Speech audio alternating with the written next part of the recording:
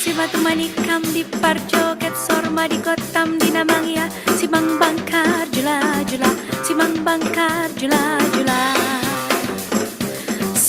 si batu manikam di parjoget sorma di kotam di namangya si bang bangkar jula jula si bang bangkar jula jula deke julung julung deke julung julung disuruh kobonani tolong unang gabe pamborong unang gabe pamborong molo ikon morong borong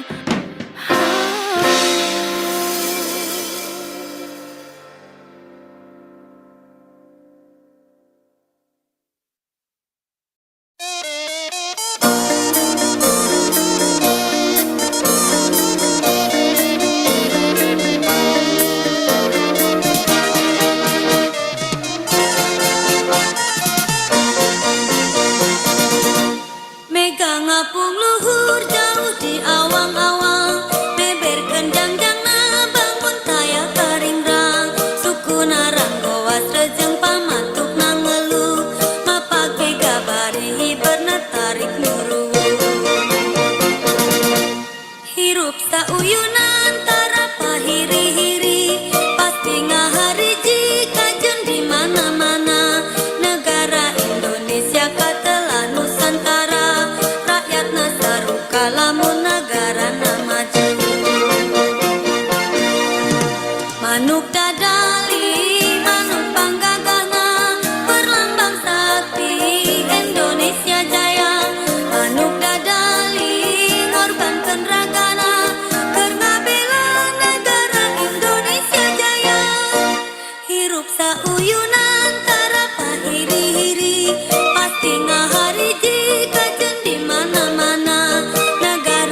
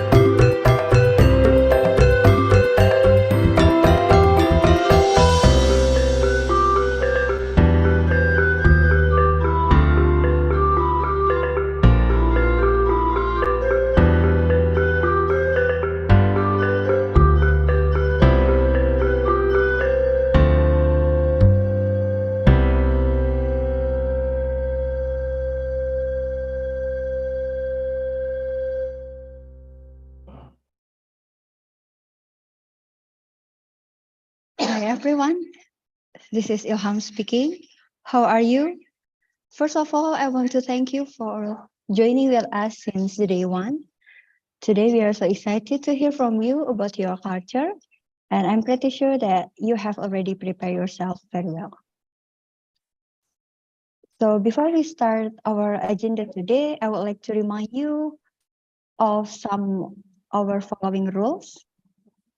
The first one, please change your virtual background into the virtual background that we shared in the group. The second one is please change your name into your name and origin. For example, Ilham underscore Indonesia. The third one, please um, dress politely and behave during the course. And please mute your loudspeaker or microphone during the presentation from the, other participants. And you are allowed to speak when you are invited by the MC or moderator. And don't forget to fill the attendance link. And you can ask question in the chat Zoom column with the format name, origin, and your question. So as for the agenda today, each of you will be given at least 10 minutes for the presentation. So let's start, and I will give this session to Tian as your moderator. So here, Tian, please. Yeah, thank you very much, Ilham, as Master of Ceremony, for giving me time and place to moderate this discussion. Hello, everyone. Welcome to the last day of Summer Talks 2023, presented by the Portugal University. As always, it is nice to see you today. And I'm Tian. I'm going to lead our meeting today.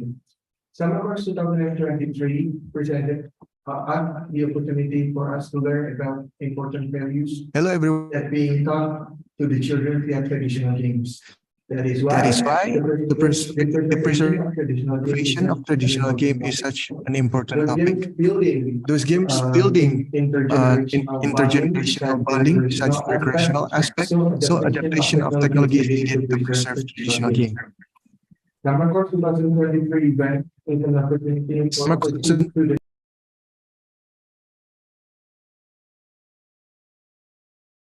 Summer Course 2023 event is an opportunity for overseas students. Hello?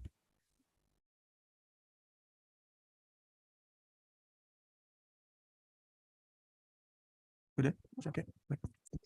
Yeah, okay. Okay, Summer Course 2023 event is an opportunity for diulang lagi. Hilang lagi. Ada ya, Mbak?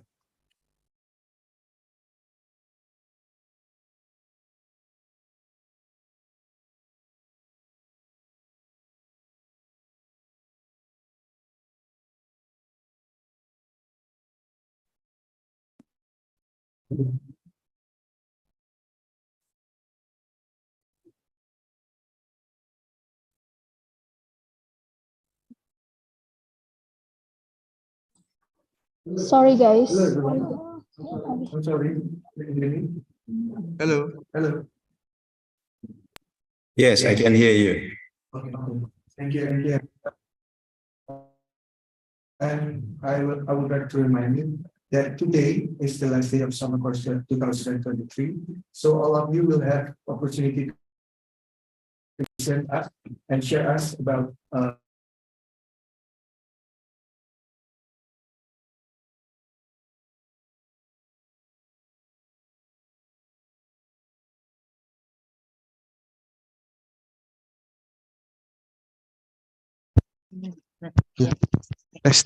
Tes. Oh, masuk. Okay. Okay, guys, I'm very sorry about the technical difficulty that we face right now, but today we have Mr. Agus Subianto as the reviewer for the presentation that you guys will that is going to present now. Mr. Agus Subianto from Diponegoro University. Time and place are yours.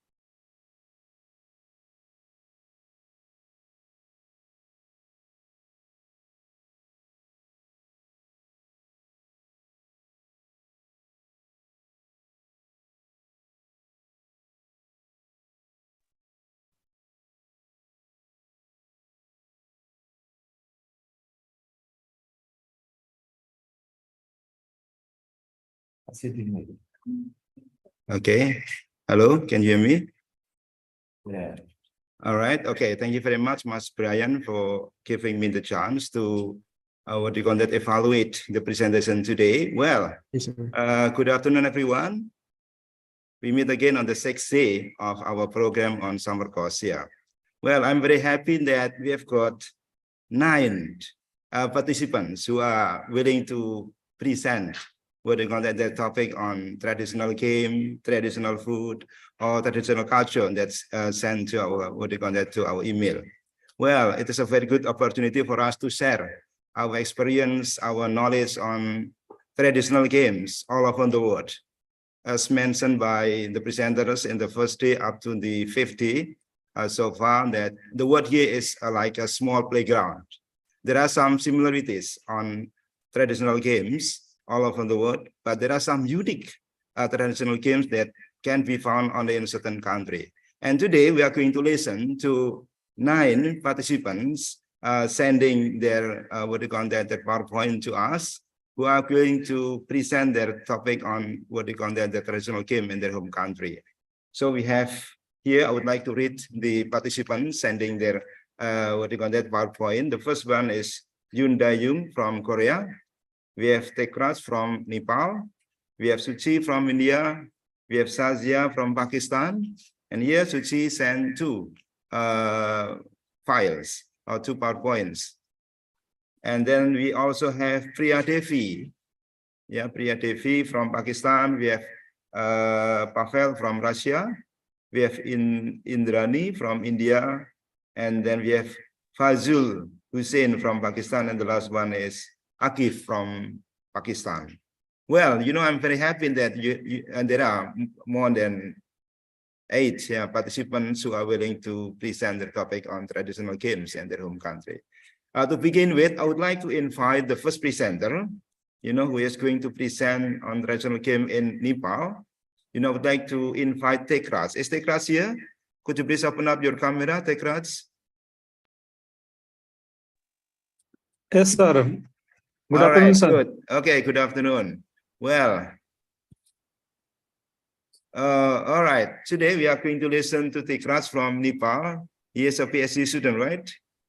Yes, sir. Yes. Yeah, good. Yeah, we are very happy to listen to your presentation on the traditional game in Nepal. And we do hope that your presentation will inspire all of us about the game, and maybe some of us will feel that we have also similar game that is going to be presented by Tekras, but maybe different type of games. Well, you have around 10 minutes, Tekras, to present your game. Please, time is yours. You can share screen. Okay, sir. Thank you so much. At first, I would like to request to share my that PowerPoint presentations. Okay. Yes. Yes. That is, sir. Okay. Is that the one? Okay. Yeah. Hello. Good afternoon to all. I'm Tekras Koirla from Nepal, and I'm doing a PhD in international relations. At first, I would like to thank organizer for this wonderful summer program, which is very, very much helpful to get a lot of to know at least from like a diverse set of the traditional game from the Indonesia, Vietnam's, and the Philippines and all. And I'm very much hopeful I will get chance to learn a lot of game from my from the colleague, and they are also going to present today. And as I am a student of international relations, I have tried to look this game from the that strategic perspective. Until now, I have I have witnessed a lot of traditional game looking from the educational perspective, entertaining perspective, some religious perspective, and cultural perspective. But today's I'm going to present from the strategy point of view, what sort of the strategy can we generalize from this traditional game. And I'm going to present one game which is from Nepal. That is a very ancient game. This is Baksal game. This is the game that board of Baksal games. And before going to the presenting my that this games, I would like to invite your all attentions. That is. In IR, we often talk about the strategy war, role of player, role of power, and there are already enough literatures and very big figure that's such as Henry Kissinger, David Lai, and these kind of scholars have talked about that board game, traditional board game.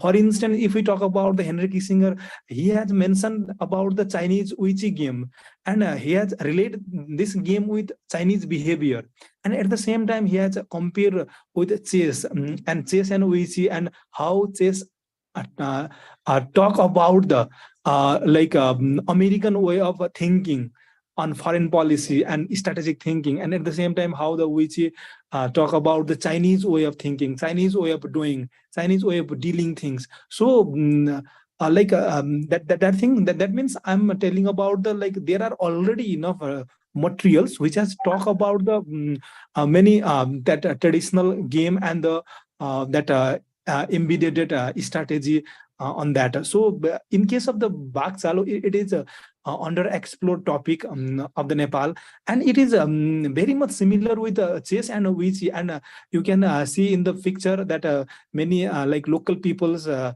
playing Baksal and their local context. And would you please change slide, next slide.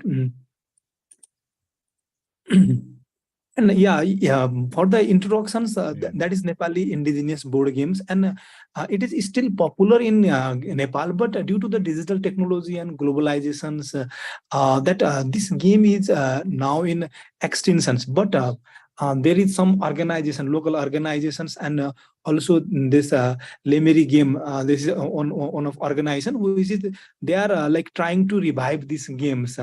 And that is the one part. And another thing is Baksal is Bag means the game name is Baksal, that is Nepali word. Bag means tigers and Chal means movement, and also called tigers movement. In this game, tiger hunt got in the game. That's why it also called hunting games. And in Newari language, that this is the local language, we call it as a Duna Kasa. So Baksal is not game of chances like this and poker, but it is a dynamic games, non-cooperative game, zero sum game. That game of perfect information, that what is opponent is playing, that is decided, that is open for both players. So one player strategic advantage due to any movement, any action is necessarily strategic disadvantage to your opponent. That is the strategic part of that games. Would you please share slide another? Next slide. Another slide. Yes, next slide. And it is if we compare these games, it is very simple. That means it is 5 into it is 5 into 5 grid board games. And if we compare with the chess and Wigi, it is very simple games. But we can learn Baksal very easily, but it's very difficult to master these games. And the game is between the two asymmetric player. Asymmetric power, that means the tigers and god. If we talk about the tiger and god, tiger is very mighty and very can hunt god, but god says itself very weak power, and one owns the 4 tigers and another player possesses the 20 gods, and pieces are positioned in the intersection of the line of the border, that is not inside the box. That valid movement is determined by the connected lines between that intersection lines. And game begin with the placing the 4 tigers in 4 corner of the board, that I have shown that board in the earlier slide. And 20 got outside the board, and game plays in 2 phases. In first place, placement of individual got occur alternatively at the same time. Tiger 1 to hunt, but after the placement of the all 20 gods in the board, the god can move in the any directions. That is the second phase. But in first phase, god cannot move, and they can only placed occupy from the outside. They come alternatively one by one in the in board. Next slide, please. And the rule of games, that is the tigers already in the board at first 4 corner of the board, and god start to play. the two players that plays alternatively, and tiger can capture and eliminate god from the god by jumping the god to its adjacent backend positions. If if tiger has to hunt that god, that adjacent backend position must be backend. That adjacent position of the god must be backends. That is the rule. And if god adjacent position is not backend, tiger cannot hunt that god, and tiger cannot jump 2 step. And this is another rule, and cannot jump or jump other tigers. Then tigers can only hunt god, not tigers. Hunting is not compulsory for tigers. This is very important that features in the game. So because sometimes god give reward to tigers to make some trap.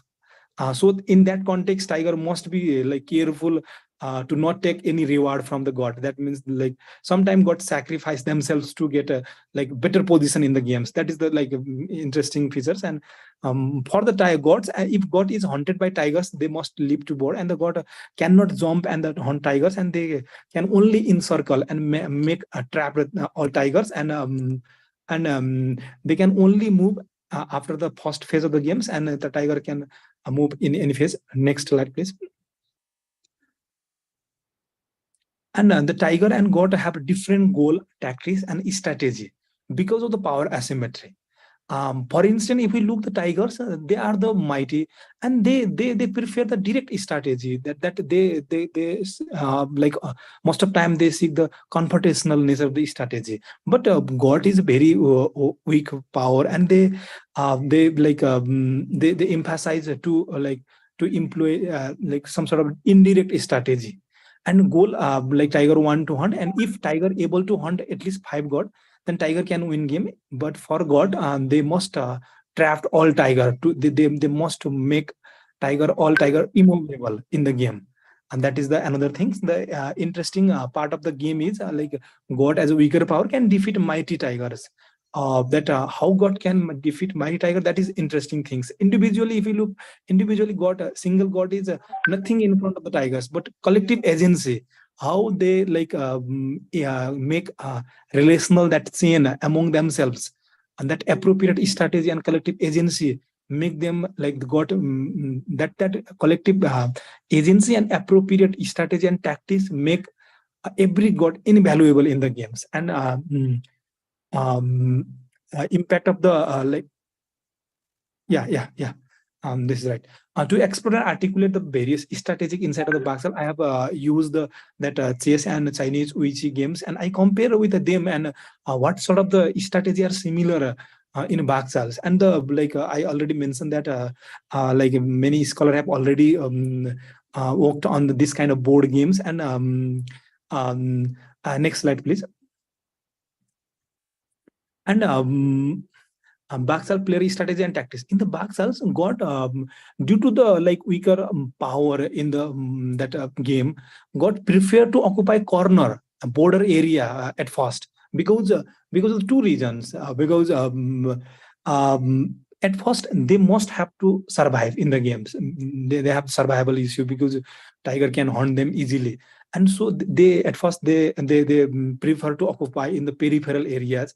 And they like they make continuous relational chain among themselves. They if they are like connected continuously, if they able to make unbroken formations, then in that context and that conditions, that situation, tiger can't hunt them. That is the only their strategy, like significant strategy. So god prefer indirect strategy to achieve their goal, as like wiki player. And if you look the wiki player, they also make that kind of like that relational chain in the game.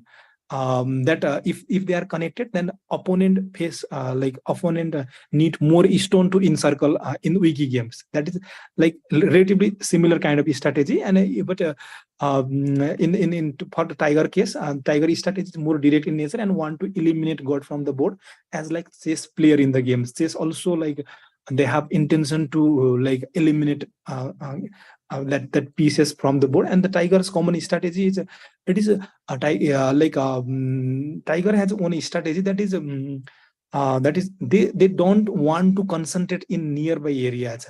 If they concentrate nearby areas, they cannot like utilize their full potential in games. That means their collective agency can be constrained if they are if they present nearby areas. That means that's why they must tiger must scattered around the board, and so they can pressurize god from the all multiple site.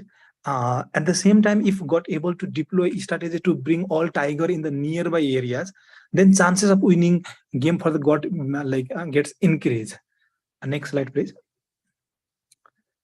And impact, and another thing which is really make Baksal very unique is its board. That board is very heterogeneous in nature. That means like if you look the board of the chess and the Ouija, that seems to be homogeneous in nature. Homogeneous means I'm saying that there is similar kind of that space in the board. But in case of Baksal, that position itself have hierarchy. That means there are some positions in Baksals. From there, player can move like more directions. If tiger is in like if any player is in central position of the Baksal, that player can go 8 legal directions. But the same sort of the leverage cannot get in the other locations, other spaces. That makes really like impact of that board on the result of games as well. That also influences this kind of heterogeneous, that hierarchical nature of the space that board make that Baksal game unique, and that like player need to consider about this kind of that position as well. Next slide, please. From that observation, we can like generalize for the Baksal player that appropriate strategy of the player depend on the two things.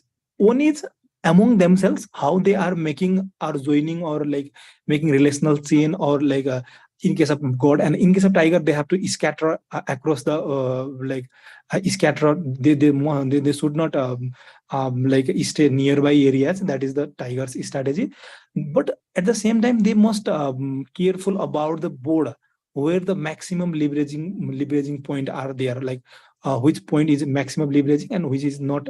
That kind of understanding must be like there for the player as well. And there is also importance of the reservation of the autonomous positions. If got able to reserve more autonomous space. Autonomous space means there is no access of the tigers. That space only exercise enjoy by the god. And there is there is also like various tactics how to like generate that kind of autonomous space for gods. Like due to the time limitation, I'm not going to there. Next slide, please. But there is a importance of like reservation of that autonomous space for the gods. So the god as a weaker power use indirect strategy, prioritize periphery backend positions to form strong continuous relational chain among themselves to encircle mighty tigers in a proactive way. Similarly, tigers as a mighty power prioritize to comfort in direct way and set their own strategy based on god strategy in a reactive way. They can be proactive, but most of time they are like reactive in natures. And the tigers and the player appropriate strategy depend upon the two aspects. One is relational combination among themselves, and another is there is also need to be perfect association with the position surrounding that board. That means board. Next slide, please. I'm as a IR students, like IR discipline is Western centric, and that discipline is that Western, based on the Western history, knowledge system, methodology, or like they decide what count as a knowledge and what does not count as a knowledge. But if we look like context, like I know Indonesia is very rich in terms of culture, traditions, and so like a country like Nepal, Indonesia, they are very rich in culture, traditions, and they have their own way of dealing things. They have their own way of looking things. They have their cosmology. They have their own cosmology. So, but if we look that modern education system, modern like that disciplining things, they are more parochial in the sense of what count as a knowledge and what count as a not knowledge. So like most of traditional cultural things um, are not counted as a like that scientific knowledge in the like that in this kind of disciplining things, like there is a gatekeeping things in the that so we must explore this kind of traditional games where I think and this summer program really resonate with the this need up to explore new side of the that strategy, tactics, and culture and religion, or that this kind of entertainment, educational that perspective. Game has a multiple that aspect, multiple importance which we need to explore, and and another last things I have this is this Baksal is my my continuing project. I'm doing this since 1 years, and there are a lot of I just due to the time limitation I had asked like what about the time of the this presentation. They said just 10 minutes because of the many presenter are there. So I just like I omitted a lot of things to present here. And one things I just and lastly I want to like say here, and by drawing the that many various tactics and strategy of the Baksals, and there is like Prithvinarayan Saha, which is like founder father of the modern Nepal, and he was also very like weak that time that is the time of the 18th century. That time Nepal was not unified at that time, and so he scattered divided in a many like princely states. So that Prithviraj Shah as a founding father, and his kingdom was very weak, but he conducted successful unification that project. And if we look his strategy, he has a weaker power. BJP other neighboring strong power. We can like relate some sort of like similar strategy with God strategy in Baksals. Okay. That is another like Yep. interesting things. Mm. So that means that Well, some like strategy tactics could be relatable to the that some statements or some states behavior as well. So we need to like focus on that part as well. Thank you. all right. Thank you very much, Tekras. That was very interesting. Well, I would like to ask you one question related to your game here. This is very interesting because this is Nepali indigenous game. Yes, sir. What is actually the philosophy behind the game here? Because you are comparing, I mean, the what you call that between goats and tigers, where they represent powers, and also represents laymen. So how powers can be defeated by laymen, or what I mean? And that's the first one. The second one, for the history of the game. When was the game actually created? Do you know the history of the game?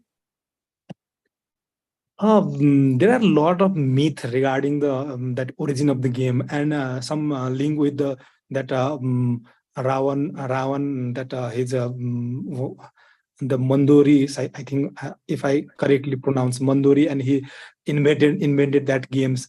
This is one myth, and there are a lot of other myths as well. And this game is in agricultural context, symbolically Okay. context. This game is also between the predator and prey. This Okay. game is encounter between predator and prey, and so we can say that maybe that local context had in very early time, in ancient time, that that had context that had compelled to make such kind of games as well. And in the first questions that you asked about that what sort of the strategy employed by the weaker power to defeat mighty power. All right. That I think so that the main like that the very interesting things of this game is even weaker power, if they have appropriate strategy tactics, Okay. they can Defeated, yeah. defeated mighty like power as well. So, All right. I Okay. think That's yeah, good. yeah. Well, that's good. Very interesting, Tekras. Maybe any one of you would like to ask question to Tekras? Maybe one question only, if you have. All right. Two thumbs up, Tekras, for your presentation. Thank you very much. Okay, okay. Thank you so much for your All time. right. Thank you. Let's give applause. Now, I'd like to invite the second presenter today. We have, I'm sorry, I missed one name. in the first, when I mentioned the names of the participants who are going to present this afternoon, the name is Chitra from India. Is Chitra here? Hello, Chitra. Would you please open up your camera? Hello, sir. All right. Okay, Chitra is here. All right, Chitra. Chitra is also one of the participants who is going to present the topic on traditional game in India. Are you ready, Chitra? Yes, sir. Priya. The next presenter. Yeah, nice there. Priya minta untuk bertuju. Oh, Priya. Oh, all right. Okay. So sorry, Chitra. There is one presenter. Sorry, there is one presenter, Priya Devi from Pakistan, who is going to give her presentation first because there is something else to do after this. All right. I would like to know whether Priya is here already. Hello, Yes, Priya sir. Good Devi. afternoon, sir. Okay, Yes, good sir. afternoon. Yeah. Okay, are you ready for presenting your topic? Yes, sir. Yes, sir. Thank you All so right. much, sir. Good. Thank you. Would you please open up your camera, Priya? Would like to know your face, please. Sir, basically, I'm from India, as Okay, I from mentioned India. under my name. So, Priya_India. Okay, So- sorry, from India. Yeah, sorry, from India. No, it's okay, sir. Yeah. Good afternoon, everyone. Good So afternoon. today, yes, today I have chosen the topic traditional games. The most famous game in my place is Lattu. It's spinning top. So I guess traditional games teaches us learning while playing, and I have written that learn while playing. So this game originated basically in the eastern countries. So in the Middle Eastern part of the world. So, but due to different culture exchange program, I mean, due to trade and commercial purposes, it traveled to India, and there it was localized in different versions as a game. Mau dapat momen drama? So the best thing about games is that it teaches you numerous things unconsciously. So it means like without being realized that we are being taught anything, we learn things while playing. So why games? Games are for these four benefits like learning or teaching as in the classroom activities, entertainment, I mean recreational activities, earning money, I mean like the equipments which we employ for the games can generate income for the producers who make these equipments, and healthy lifestyle also will be there in the society if everyone plays. So basically games are important for the all cultural aspects of a place, of a country, and of the world. Would you please play that video in the first slide, sir?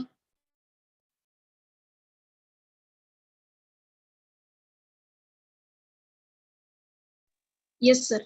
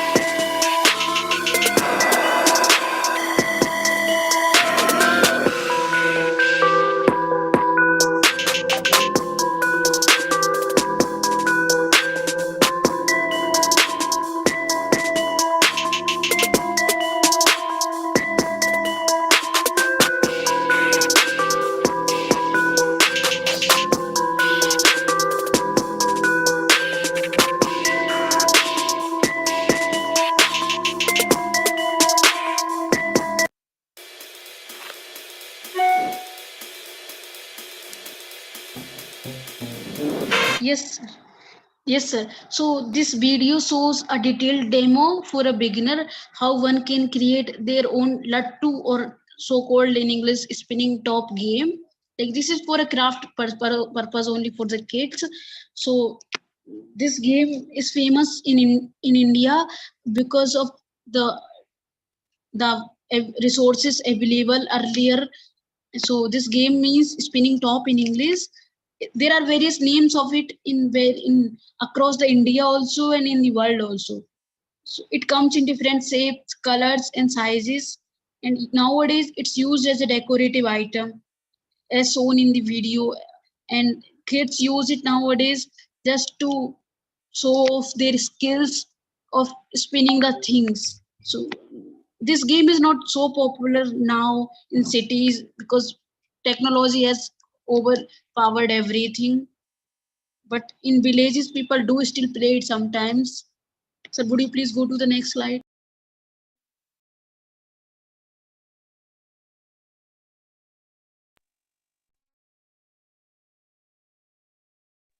So, and the fun fact is this word lattu is like we mean spinning, means rolling. One thing which can go to any other place without much effort. So this word lattu gave rise to many proverbs and good or bad proverbs in the Indian languages.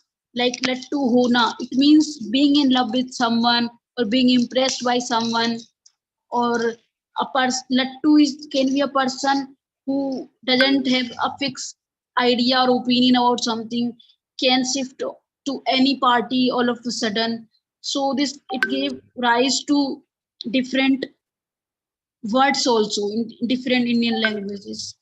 And earlier it was made of clay, but nowadays wooden or a bit of iron mixed in other metals is popular in the places.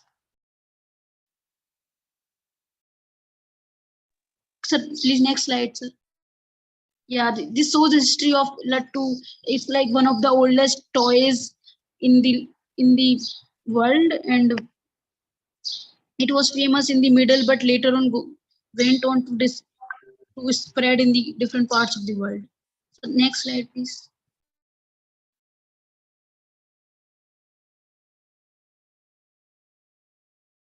So next slide. Yeah, so these are the reasons. Like nowadays, as I already mentioned, it's not so popular in some of the places in the Indian land because like not available much, and people younger generation doesn't even know this game exists, and people are into phones technology, so most of the time people are playing PUBG or Free Fire instead of playing these outdoor games. And lack of space also, and parents doesn't allow their kids to go out in afternoon. And and recent phenomena is that kids are busy with activities like schools, tuitions, or playing something other things, so they don't get time to play this game. And they even don't know, even if they want to play, they just say that they didn't see anyone playing this game in their area, so they feel awkward to play this game all of a sudden. So these are the like basic reasons people don't play this game nowadays. But during my childhood it was a favorite game of everyone, and we used to play it a lot. Could you please go to the next slide, sir?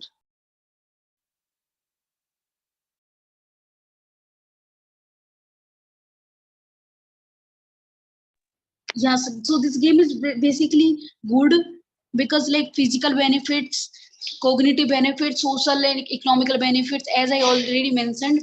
Like physical benefits can be like you go for outing in your locality, so you get fresh air, which is good for your health, and hand-eye coordination, because like you need to spinning top with something in your hand, so you have to concentrate on the object to keep going that spinning top continuously in the motion. And it leads to social benefits. It means you come across different people in your locality. When you go out of your home, you learn to teach others, and you get to learn from others, you get to communicate with the people, you learn and the things which are happening around you. So, and economical benefits, of course, like if person is going out of the home, definitely he or she will buy something to eat and will share with others. So all the social and economical these benefits are there of this game. So I think one definitely should try this game with their kids or even among themselves because of the benefits. Yeah. So could you please go to the next slide, sir?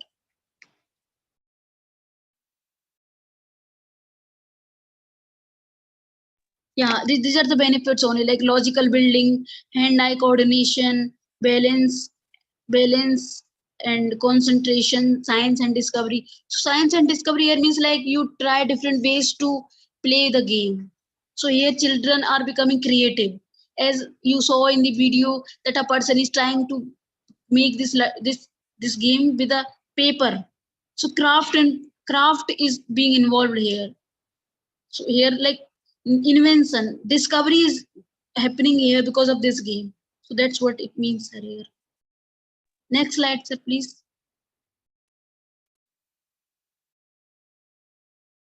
Yeah, so these are like very basic and local games which I mentioned other than that game which I described in detail.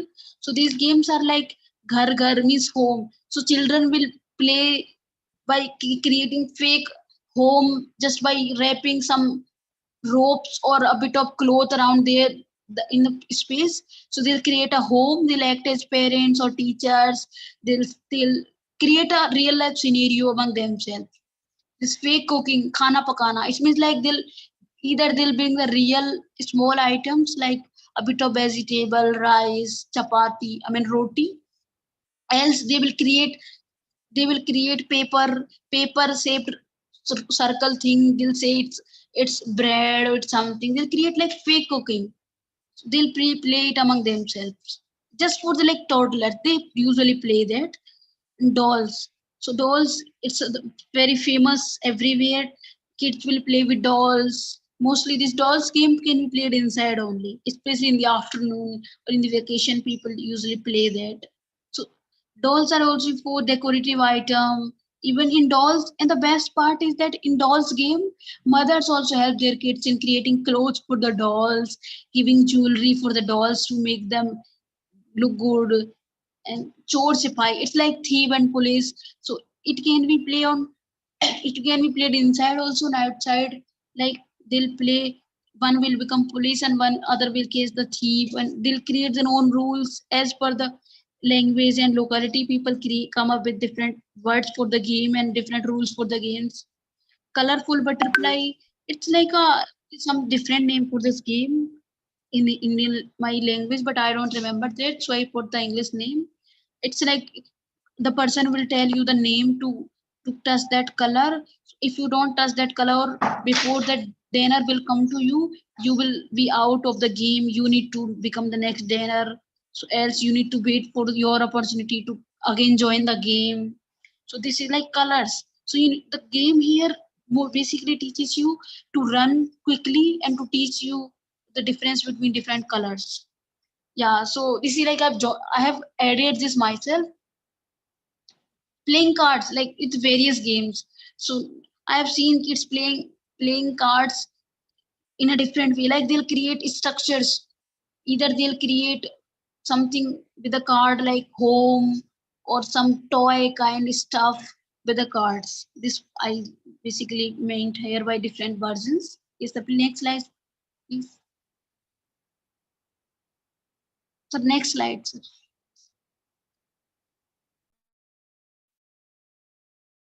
Yes. So this I added myself. I don't know it will be fit here in this slide or I don't know, but I just added it. Games led to creation of jokes, clothes, and other stuff. So like games is just not for what we basically play. It has led to many other things. Like we see clothes which says some quote or some joke about the game, or some different creative items has come up because of the games or because for the games.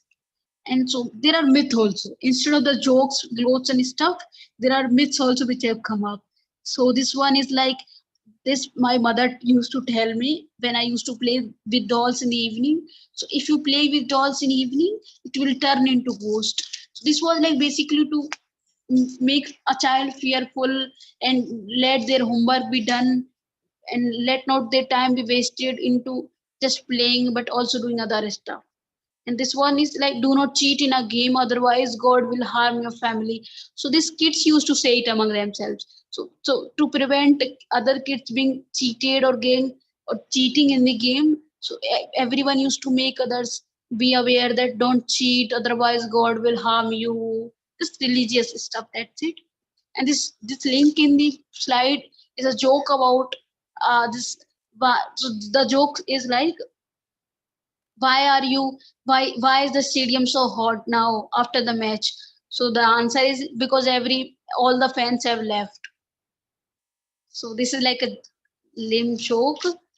And so yes, my PPT is done. Thank you. Any questions or any All right. feedback? Okay, good. Thank you very much. Could you please open up your camera, Priya?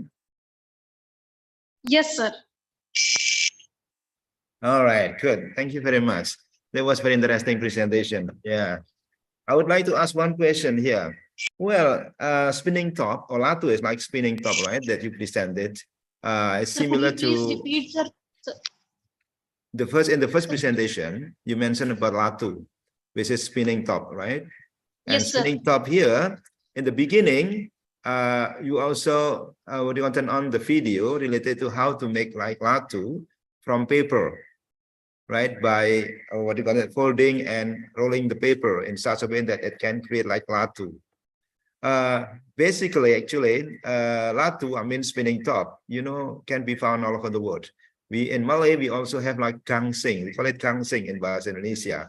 Yeah, which is similar to Latu, but the material that we use is not from papers, but from wood, or maybe Yes, sir. some from metal, right?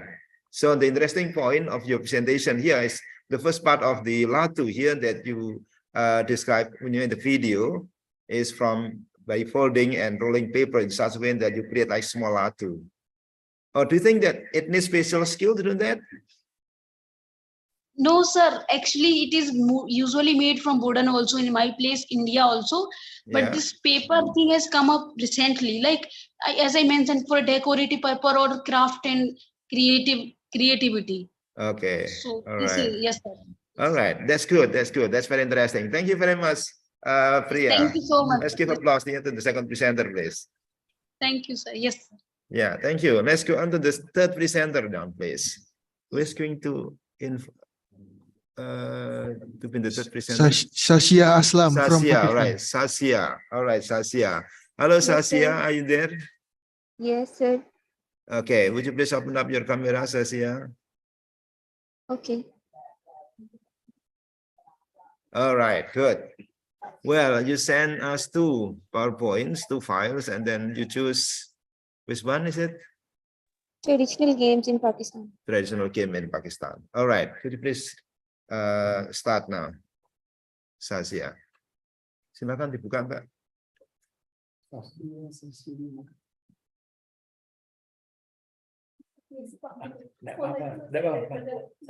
Sorry.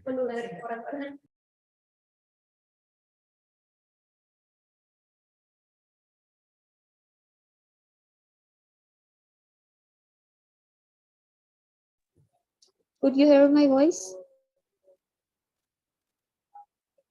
Yeah, we can hear you loud and clear. All right. Please present. You start now, please, Saskia. First of all, Assalamu alaikum. All My right. name is Shazia. My name is Shazia Aslam and I am from Pakistan. Okay. The topic that I am going to present is traditional games in Pakistan. As there are many games that are similar in all the countries, but there are some games that are different from other countries in playing in strategy. So I am going to present some traditional games that are playing in Pakistan. The main purpose of these games is to preserve the cultural diversity by recalling these games. So I'm going to present the 5 traditional games that are first one is Gulli Danda, then Kabaddi, Ludo, Koklach Paki, and then Unch Neech. The first game that I am going to present is Gulli Danda.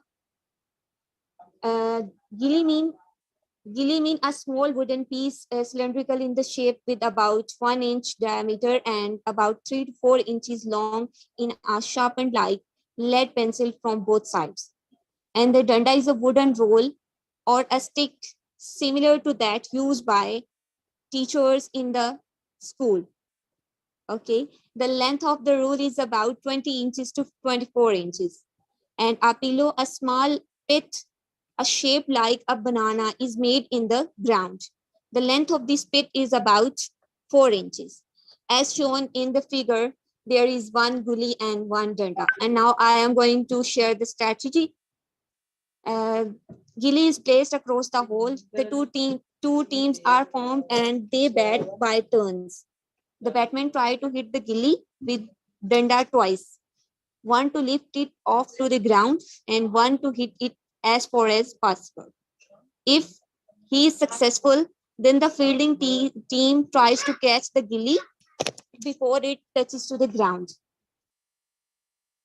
The opponent player is trying to catch. If he is successful to click the danda on the gilly, then he is successful in this game. Next slide, please.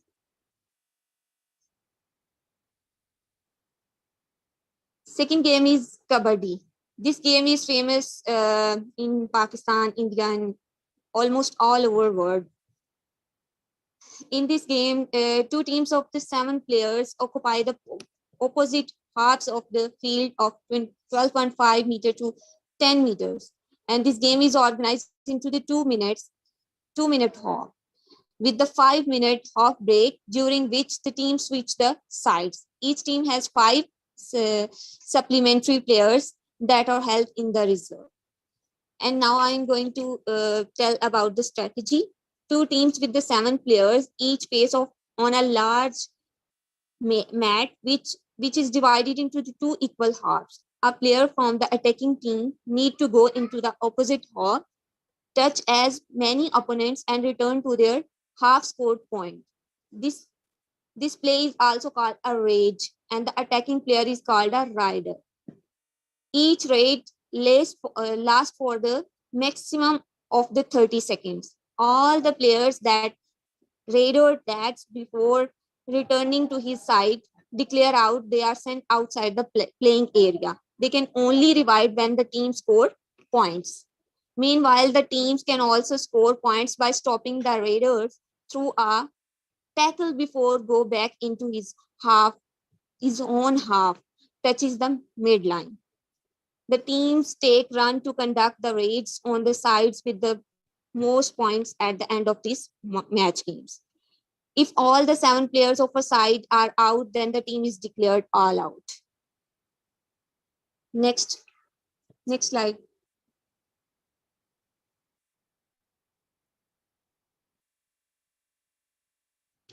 The third game is Ludo.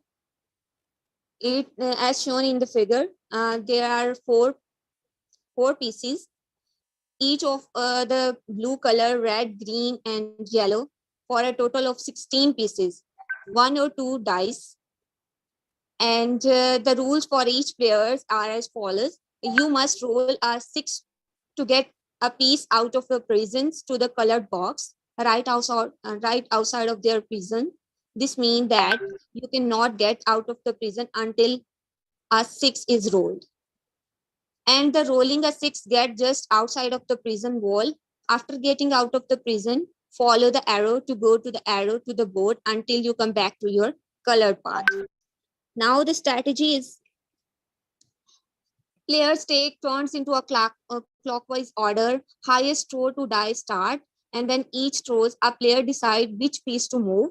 A piece simply moves in a clockwise direction around the track given by the number thrown. If no piece can legally move according to the number thrown, play passes to the next player.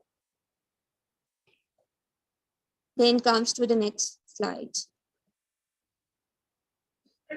And the fourth game is Koklach Paki. It's quite interesting. Minimum requirement of this game is 6, out of which 1 will be the danner, and the playing members which will sit in a circle close to their eyes and singing a song. This song is rhythmic throw. It doesn't have some sensible meaning. This song is like Koklach Paki Jumerat Aiye Jera Ajbina Jera Age Piche Na Vekhi Ondi Shamat Aiye. This song is sung during this game. And now I am going to share the strategy of this game. All the players sit cross-legged in a circle except one, the seeker. The seeker takes a piece of the cloth and run around the circle, singing a phrase, "Kokla छुपा के जो मैं रात आई है, जरा आगे पीछे ना वेखे, ओदी शामत आई है." This phrase means Kokla छुपा के is the Thursday, and whoever looks here is that their shell. Next game. And the last game is Unch Neech. That is quite interesting. It plays mostly in hill areas. Unch, this means our area higher than the ground level, means upper level. And Neech, this means the ground area, and the lower surface, it means the lower level. And the danner is the person who catch the other members that are playing. Now I am going to share the strategy of this game. And the members required in this game can be the 4 or the more, out of which one will be the danner. And the playing members will ask the danner, "Unch neech ka pada, unch mangi ya neech." It means you want the upper level or the lower level. If the danner asks for the unch, then all the other players will stay on the neech and the danner will remain on the unch. And now the danner will not let the other players cross or stand on his area. Unch, if he asks unch, then other person said niche, and vice versa. If you are cast by the danner in his area, then you will be out. It will be your turn to become a danner. This game is simply and enjoyable if you don't stick to upper place and keep on moving frequently. It would be best if you make this rule. Out of this, no player will stick to his or her more than 1 minute. You can help your mates by diversing mind of danners toward entertaining his area. हम तुम्हारी नीच पे, हम तुम्हारी ऊंच पे, पकड़ो पकड़ो हमें. This is like we said in this game. These are the words that actually mean it. Means we are in your area, catch us. Don't take the risk if you are close to the danner. It is enjoying, and more than one person tease the danner and he run in the different direction to catch the running mats. So it's quite interesting. These are the 5 games that are quite traditional in Pakistan. And so these games are also played in India, like Unch Neech, Kokla Chpaki, Kabaddi. These games are also played in India as well.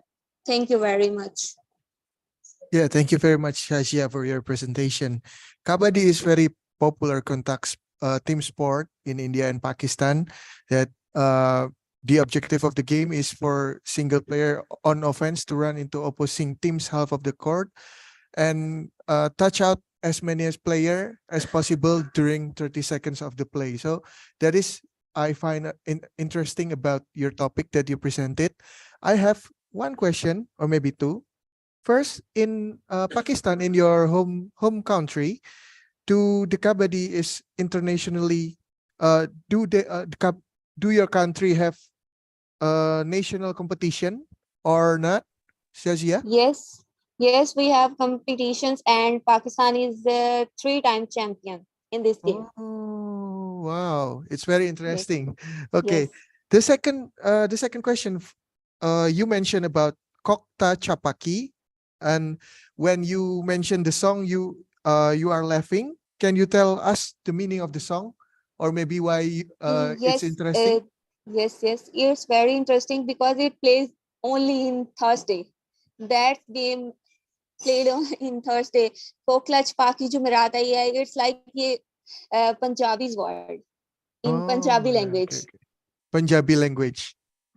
Oh, okay, In Shazia. this game, there is a piece of cloth, and one person is running by singing this game. Kokla Chpaki Jumerat Aayi Hai, Jada Aage Piche Na Vek. When he stopped his game song, he put the cloth in the back of his player, and then the turn moved to that person. Okay, Then okay. he will start this game. It's quite interesting. Okay, This game is also played in India.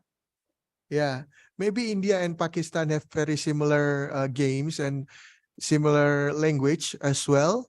Thank you for the presentation, Shazia. Thank you very much. And the next presenter is Akif. Akif, do you hear my voice?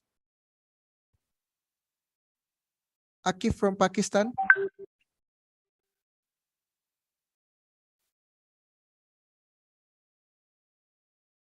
Hello. Akif. Hello, Akif. How are you, Akif? I'm fine. How are you? Yeah, I'm fine too. Are you ready to present us and share about your culture, Akif? Yeah, I am ready. Okay. But I didn't make any presentation related to traditional games because one of my fellow presented all the traditional games earlier. So I would like to present something related to food that is very much common in Pakistan and people likes to eat. Also, there is now time for the eating as well. So my Okay. Indian friends will also like it because it is the favorite dish of Indian too. So I Well, will share yeah. something related to the food today. Yeah. Akif, you can talk about it. Don't worry about it. Yeah. Culinary, traditional clothing, musical, you name it. Yeah, you can talk about it. Time is Yes. yours, Akif. Okay, I share the PPT with Amba Ilham. Can you share? I will share from my laptop. Please wait for a second, yeah. Okay.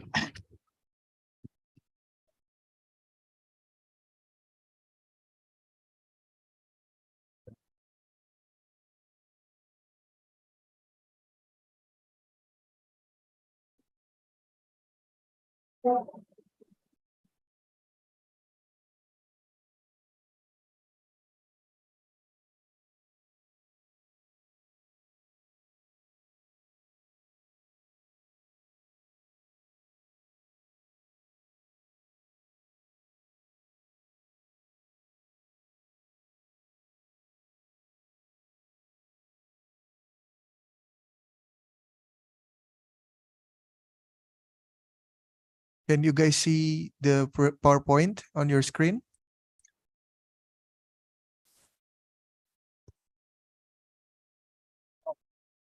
Okay.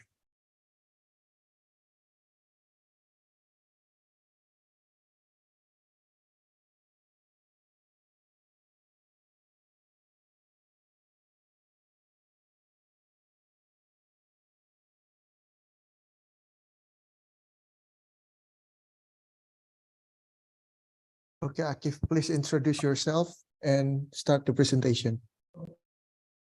Rahim. Good afternoon, then Salamat Sore. Selamat sore. I am Muhammad Akif. Can you go to the next slide, please? Yeah, okay. Before diverting your attention toward my presentation, I would like to introduce myself. I am Muhammad Akif from Pakistan. I did my matriculation from Army Public School. Then I went to college level and I did my FPC from the Peace School and College. And I did my bachelor's from Abdul Islam University in Mazdan. And currently I am enrolled in University of Negeri Yogyakarta, Indonesia. Proceed with the next slide, please. Okay, today the topic of my presentation is traditional food.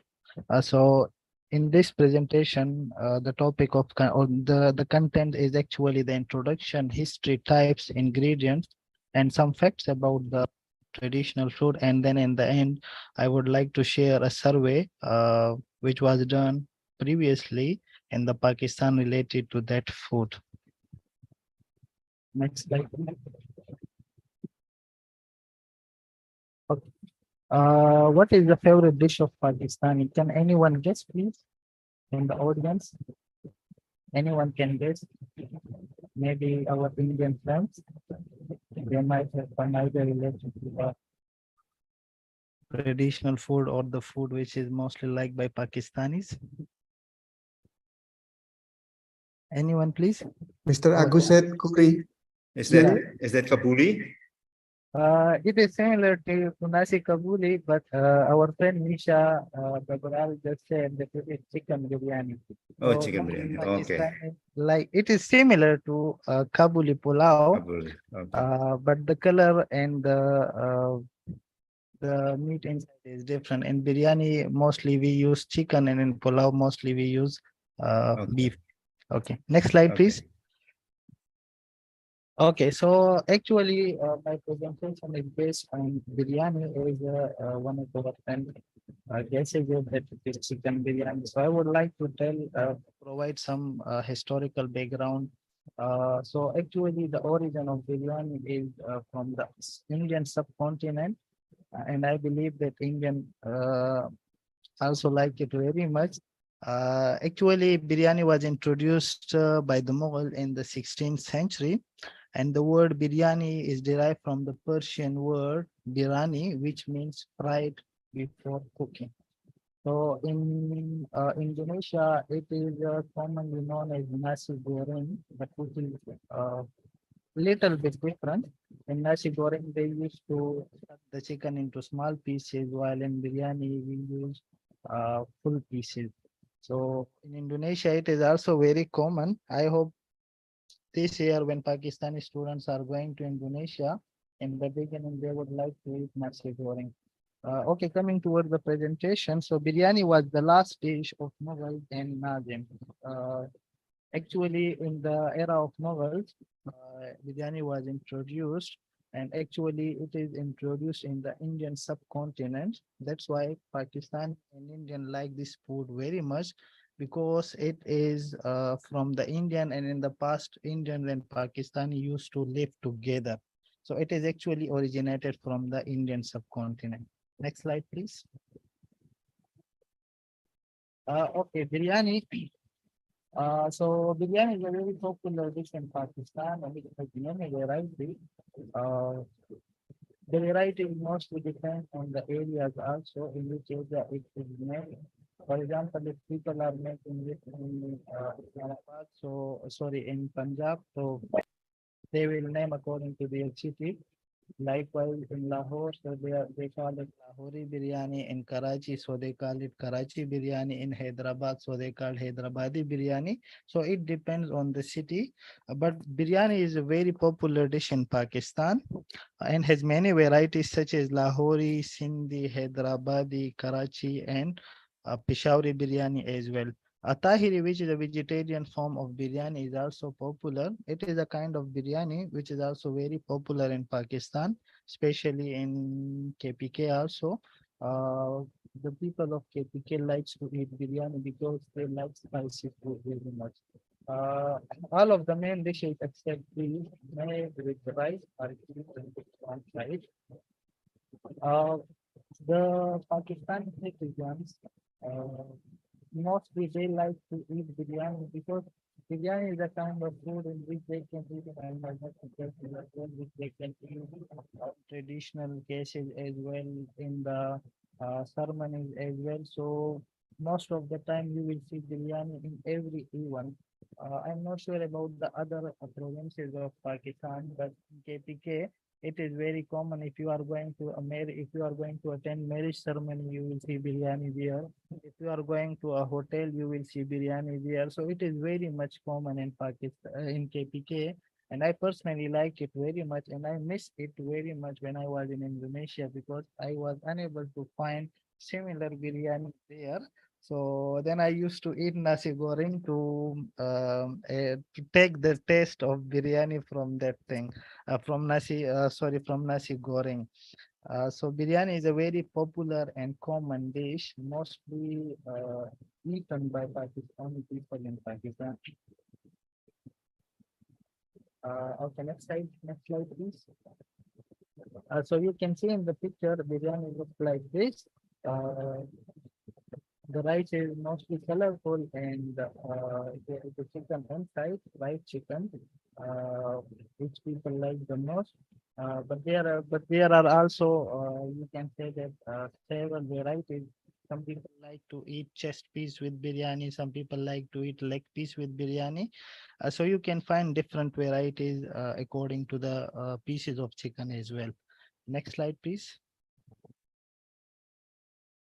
Okay, so there are certain types of biryani. As I mentioned that these types are based on the cities and most people like to eat biryani. So Sindhi biryani is one of our friends said that uh, Hyderabadi and Karachi biryani, that's called Sindhi biryani. So it is Sindhi biryani, then Hyderabadi biryani also, then Karachi biryani also. These are, you can say that the name of the famous restaurant or famous hotels which serve biryani as well. So Lahori biryani also, Peshawari biryani also, and then Ghazi biryani also, which is famous in my city, Nowshera. So mostly people eat Ghazi biryani here in my city. Next slide, please. Okay, the ingredients how to make chicken biryani is chicken and basmati rice. You have to take chicken and basmati rice.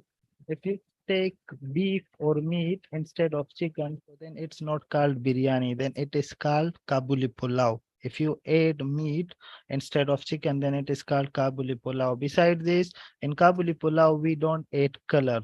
While in chicken biryani, we add color. So the color of rice is different and the color of meat is not different in Kabuli pulao. So the color of rice is not different in Kabuli pulao. Then you have to take chopped onion, ginger and garlic paste. We have to make the paste of ginger and garlic, powdered chili, turmeric, coriander, garam masala, mint leaf, ghee and salt. You can use these ingredients to make biryani by yourself, which is a bit difficult task. To make biryani, it is very easy, but to bring that taste in biryani, it is a very difficult task. I tried to make several times in Indonesia, but the best I used to eat in Pakistan, I cannot bring it there. I don't know, maybe there are a lack of some masalas or something like that. So the actual taste cannot be received or cannot be taken from the food we make there. Next slide, please. Okay, some facts about the biryani. Biryani is undoubtedly one of the most popular and beloved dish in Pakistan. There is no doubt in this. Pakistani citizens like biryani very much, and it is consumed regularly by millions of people across the country as well. So, millions of people love this. Last time, in 26th July, there was a culinary event in Surakarta, UMS Universitas Muhammadiyah Surakarta, and a Pakistani team presented biryani there, so they won that competition also. Last time we also won that competition in UMA because we presented biryani, and Indonesian people are also liking biryani slowly and gradually. Now they are going to be used to with that because I do have Indonesian friends, and whenever we try to make biryani, we invite them and they enjoyed biryani as well. So Indonesian friends or Indonesian citizens are also liking biryani now. It is commonly served at wedding, parties, festivals, and other special occasions. As I mentioned earlier, that in Pakistani like biryani very much, so that's why they serve it in in almost every event. So that includes wedding, parties, festival, and other special occasions. Next slide, please. In the end, I would like to share a small survey. 57% of Pakistani women claim biryani to be their favorite dish. I think this ratio is increasing slowly and gradually. 47% of Pakistani men like to eat biryani also. The ratio between the Pakistani women and men's as compared to the men's Pakistani, as compared to women's Pakistani men's don't like it too much. That's why the ratio is low, because women in Pakistan, if I am not wrong, they like spicy food very much, as well as they like fast food very much. So that's why the ratio is a bit higher than men. And I personally like spicy food very much, so biryani is my favorite dish also. And 47%, the survey revealed that about 47% of Pakistani claim biryani to be their a favorite. So there is a little bit confusion between biryani and Kabuli pulao. So this is actually the ratio for only biryani, but biryani and Kabuli pulao, both these dishes are very common, and Pakistani citizens like to eat both these dishes, if it is Kabuli pulao or if it is biryani. Next slide, please. So that was the last slide of my presentation. It was a small presentation. I presented this presentation because one of my friend earlier presented all the traditional games in Pakistan. So I just All want right. to divert Okay. the attention. Well, thank you very much, Mr. Muhammad Akif. That was very interesting. I would like to know, well, there are many kinds of actually traditional foods in Pakistan, which are also popular in Indonesia, which are like samosa. Yeah. You familiar? Yeah, samosa. We have samosa here a lot. And also kebab. Kebab is usually in certain what do you call that events, traditional events. Some people cook kebab here, especially in those related to Arabic, what do you call that, ritual or something. We use also kebab as one of the dishes. You Yeah, also have kebab a lot in your own country, in Pakistan? Yeah, kebab and samosa. Kebab is mostly served at the wedding or parties in such kind of event. But samosa is like mostly if it is like the time of Asar in Pakistan, probably mostly Pakistani likes to drink tea All right. after Salat Asar. So they used to All right. like Okay. samosa or eat samosa at that time. Yeah. Well, what is the second favorite food in Pakistan other than Birahin then? Okay, I personally like chicken kadai. So, Chicken karai, all right. Oh, yeah, chicken karai, all right. yeah, We have chicken also kadai. chicken karai here in Indonesia, right? Mas Baran, Yeah, Mas Brian, yeah, yeah, we have chicken karaki, yeah. Yeah, we yeah, call but it chicken karaki in bahasa Indonesia. but Ayam it is karaki. different. It is different from that chicken kadai. It's different? What is the Yeah, difference? actually the curry, Indonesian make the curry using coconut oil. Oh, coconut oil, yeah, right. Yeah, they call it kuah. Okay. Yeah, I also eat chicken curry, but Okay. the difference is that the chicken curry of Indonesian is not spicy that much. Not spicy, all right. All right. Okay, yeah, yeah, I can Yeah, see. so So in that Pakistan, you have a lot of ingredients. You are very rich of ingredients in Pakistan, right? exactly. Yeah, Yeah, right. Okay. that's why many Pakistani face the problems related to the ingredients in Indonesia. Yeah, all I right. personally bring 2 kgs of garam masala, 2 kgs of overall masala. Really? Yeah, to Indonesia Okay. with myself. So you live in Indonesia? Have you ever lived in Indonesia? Yeah, currently now I am having semester break, so I am back to Pakistan. All right. And But you are studying one, at which university? I am studying at UNY, Pa. ONJ. All right. Okay. Good luck with your studying, Yeah, thank you, Pa. Muhammad Akif. Thank you very much. That was a very good presentation. The thumbs up as well. Let's give applause there. Thank you, Pa. All right. Now we are going to continue with the next presenter. Who is Mas Brian, the next presenter this afternoon? The next presenter is Chitra from India. All right, Chitra. All right, Chitra. Hello, Chitra. Are you there? Hello, sir. Good All evening. right. Thank you. I Thank you very much. Yeah. Thank you for asking. But please you open up the PowerPoint. Chitra from India, Miss Chitra from India is going to present and her topic on what is the topic? Traditional games in Tamil Nadu, South India. All right, please, time is yours, Chitra.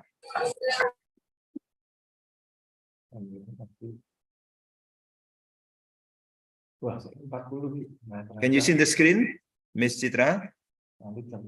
Yeah. Okay. Can you see my screen, sir? Yeah, okay. Can you see the Is screen? it visible? Yeah, please. Yes, yes, sir. Yeah, please you start.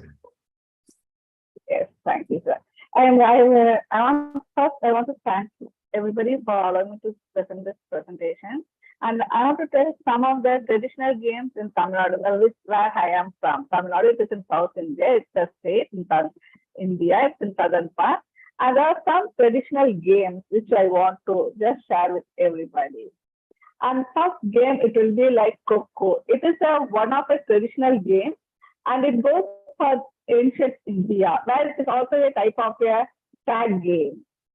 If you see in this game, there will be totally 12 players, and 9 players will be sitting opposite to each other in a single row. It will be like in single line. They'll be sitting, one will be facing the other, and like how it is in the picture. And there will be 2 teams in this. Opposite team will be having 9 players, and this team will be having 9 players. 9 persons will be sitting in the row, and 1 person will be the catcher. And from the opposite team, there will be three of them whom we have to catch. and the person who is catching, they can't go back. They can run only on one direction. And if the opponent team is in the opposite side, you can't go in the middle also. So the person what will do, who is sitting in the facing that side, they will say go. They have to tell the word go and touch it. At that time, that person will run and they can catch the player. And it is the court will be in a rectangular shape where they can only run in that court. They can't go outside the court also. And the sitting player will be chasing the team in the opposite direction. So then when you say go, they can go either the left direction or the right direction. But whatever the direction they take, they have to go in that direction only. And this is a very popular game. It is called Coco. And next slide. Sorry. And next will be the Silambam. This is a Indian martial art which has been originating in the Tamil Nadu. The first stage will be like they will be practicing to provide the foundation for the fighting. They will have a bamboo stick. According to the height of the person, they are having a bamboo stick which they will be fighting. It will give us the foundation for the fighting, self-defense, also the predatory body conditioning. This includes the improving flexibility and agility and eye coordination. And also the balance, strength, speed, and cardiovascular stamina. In this, the main thing is the bamboo staff. The length of the staff will depend on the height of the practitioner. Nowadays, it is taught for also the small kids where they keep the various games so that they can show their how much they can fight with the others. It is also a part of the traditional game. And there is another traditional one which is called Uriyadi. It is a local language in Tamil Nadu. We tell it as Uriyadi. It is like a smashing pinata. The same like smashing pinata, where they will tie the pot on the pot high in the air, and the people have to smash it with the stick. But one thing is they have to tie they will blindfold you, and then you have to break it. And in this, once you are blindfolded, everybody will be giving you the direction. So you have to listen properly, and then you have to break. If you break the pot, you declare the winner. Sometimes they'll be having cash or some present for you in that pot. So if you break it, you can take it. It is really interesting one. Another one, which is also a traditional one, is Jallikattu. This is a traditional event where the bull is released into the crowd of the people, and multiple humans they attempt to grab the last hump on the bull's back with the both arms, and you have to stand on it till the bull escapes. At least you have to hold it for 3 jumps. The bull will be jumping, it will try to escape from you, but you have to secure it. So once you are able to attempt to grab it, and you are able to stop the cow or stop the bull, or be able to hold it for 3 jumps, you are declared the winner. Sometimes, some cases, even the participants can will be going with the bull, because there is some flags or some bags will be tied on a horse, which you can grab and you can take it. It is really interesting game, and this game is mainly played during that's a festival, Pongal festival. In that time, in the month of January, we can see all over Tamil Nadu, this Jallikattu is conducted all over Tamil Nadu at that time, in the month of January. And the next one is called Dayam. It is popularly the dice game, but it is played little bit different because the dice which we use, it is, if you see, it is in rectangular in shape, and it is a bracelet. It is made up of brass, and it is a keyboard dice. It is also called as Dayakattai. And when you roll the dice, one side it should be 0 and one other side should be 1. then only you'll be able to move the feet. And you can see here some of the ladies in the leisure time, they are sitting around the play area, and they are just will just draw it on the floor and will play it. And whoever goes all around the squares and come back to the home, they will be the winner. It will be like each player will be having 4 seats or shells or stones, whatever, and they have to move all the stones to the home. And this is a popular game in Tamil Nadu, which is played in the leisure time by all whenever the ladies or whoever they get, even the gents, when they have time, when they just get together, they start to play this game. And this we have already seen so many times. It is in Tamil Nadu, it is called Pallanguli, which is in Indonesia, chocolate. And it is, if you see the board, that in chocolate we have a big one, another two big sides, which is not in this. Just we have just a rectangular, and there is 7 holes. In each hole, we can use seeds, shells, or small stones. And mostly we use small stones, which is easy to get. And as the game goes, we'll distribute the shells. In each seed, there is 5 stones. And we take one shell from one seed and just distribute it over this. When we distribute, when it is over, we take it from the nearby seed and again distribute it. And when we'll be going on distributing it, when there is another, when it is over, the other seed there is no stone, then you take the nearby seed, which is the winning, or that's how you win the stone. And this is like 5 stones, which is called Anjangal. As we play with stones, and we have a small kids, we used to play even nowadays. This is a popular game. It is played by 2 or more players. And we use the same 5 stones. That is not each and everybody has 5 stones. This 5 stones will be circulated between all the players. And this 5 stones, we are like 8 sticks. First, you have to throw all the stones down and you pick it. And again, in Indonesia, we use the ball, but we don't use the ball here. Just we use the stones, we throw it, and we have to pick all the sets of stones. First, it will be like 1 stone, so there will be the 2 stones and 3 stones. And you have to put it on back of your hand. You have to catch all the 5 stones together.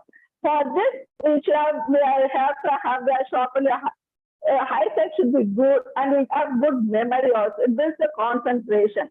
When you play this, you get full concentration, because if you're doing it with the 5 stones, when you throw it up and catch, you have to catch all the 5 stones together.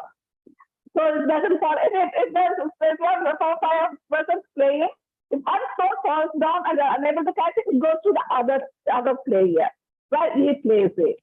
It goes around all the players like that. And this is Laddu, as the first person thought, but in our visit, this is called Bambaram. Mostly, even nowadays, it is a traditional game which is played regularly in all the functions and festivals. If there's a get-together, we used to play this game, Bambaram. How it is played is, we will toss it, and we will take the top, and we will toss it. We'll just put it down. It has to spin for a long time. It is also played with, we will see that hand coordination, so that when you throw it down, it has to spin for a long time, and you have to pick it up and it will be spinning on your hand. It has to spin on your hand for a long time, which is really difficult task. When it is on the ground, you have to take it on the hand and you have to make it to spin it on the hand. It is a little bit difficult, but still it is a very popular game, and it is also played in many festivals, and there is some competition. We have this competition, who can spin the top for a long time in your hand or on the ground. Thank you for allowing me to present Jayapura. There are so many games in Tamil Nadu where it is traditional, still not played. And these Yeah. are some of the games I want to Yeah. share with you. All right. Thank you very much, Thank Chitra. you. Yeah. Well, that was Thank very you, sir. interesting. Well, Chitra is one of the most active participants in the summer course. You come Thank you, every sir. day to join the summer course. Thank you very much. Appreciate your efforts. Thank you, Well, sir. it seems Thank that you, sir. in your home country, I mean, in the area where you mentioned here, there are a lot of traditional games, and some of the Yes. games are similar also around the world, like what you have, Yes, like sir. palakuchi. We also have palakuchi in some countries as well, Yes, which is Palangri. similar Yes, to yes, chongla. yes. Pambaram is also, we have gangsing, yeah, across the countries. I think we need to do Yes, research one day. We need to do research one day to find out the similarities of a certain game Yes. and the origin of the game, Yes. how the game can have variation like that one. Thank you Yes, very much. yes, sir. Appreciate your Chitra. Thank you. Thank you Okay. so much for allowing me to Yeah. present, sir. Thank you. Now let's go on to the next presenter, please. Yan Who is the Dae-jung, presenter? Yan Dae-jung from South Korea. Yun- From Korea. Okay. Yoon Dae-jung. Okay. Is he here? Hello, Yoon Dae-jung. Yeah, okay. All right. Okay, Mr. Dae-jung. Okay. Could you please open up your camera? All right. Thank you very much. Well, what topic that you're going to present this afternoon? That's good. Okay, silahkan Mbak Dae-jung.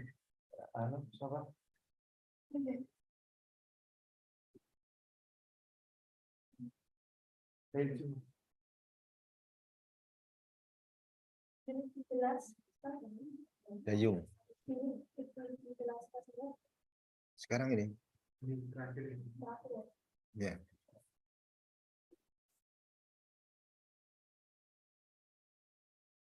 Okay, hang on. We are still opening the file. Yeah, no problem. All right. Okay. So this is your PowerPoint that you sent to us. Okay, please, Dae-jung, time is yours. Good afternoon to the world and selamat sore and Selamat sore. warahmatullahi wabarakatuh. Yeah, selamat sore. Today I'm gonna introduce one of the traditional game in Korea through online. Why online? I'll explain one by one. The next slide. please. Next slide, please. Have you seen any Korea traditional games? If you watch Squid Game on Netflix, yes, it is one of the traditional game in Korea. Okay. Okay. Next.